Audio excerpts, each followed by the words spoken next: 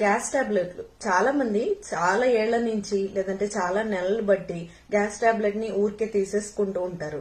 దీనివల్ల వచ్చే side effects ఏంటో తెలియకుండా తీసేసుకుంటారు. ఇందులో ముఖ్యంగా ప్రోటాన్ పంప్ ఇన్హిబిటర్స్ అంటే ఒమోప్రెజోల్ వాడేవాళ్ళు రాబిప్రెజోల్ లేదంటే ప్యాంటప్రెజోల్ ని ఎక్కువగా తీసుకోవడం వల్ల క్రమంగా ఇది మన బాడీలో స్టమక్ లో ఉన్న యాసిడ్స్ అనేవి తగ్గించేస్తూ ఉంటాయి. ఇలా యాసిడ్స్ ఎప్పుడైతే తగ్గుతాయో అందులో మైక్రో న్యూట్రియంట్ అబ్జార్ప్షన్ అనేది తగ్గిపోతుంది. అంటే మైక్రో న్యూట్రియంట్స్ అంటే కాల్షియం గాని, వైటమిన్ డి గాని, వైటమిన్ B12 గాని, జింక్, మెగ్నీషియం ఇవన్నీ కూడా అబ్జార్ప్షన్ తక్కువగా ఉంచడం వల్ల ఎముకలు అనేవి ఈజీగా విరిగిపోతూ ఉంటాయి. అంటే ఫ్రాక్చర్ అనేవి ఎక్కువగా జరుగుతాయి. ఎముకలు కూడా క్రమంగా ఇవి తీసుకోవడం వల్ల బలహీనంగా తయారవుతాయి. కాబట్టి డైలీ ఎవరైతే గ్యాస్ టాబ్లెట్లు ముఖ్యంగా ప్రోటాన్ పంప్ ఇన్హిబిటర్లు ఏవైతే చెప్పామో ఒమోప్రెజోల్, రాబిప్రెజోల్, ప్యాంటప్రెజోల్ వీటిని స్టాప్ చేయాలి అర్జెంటుగా.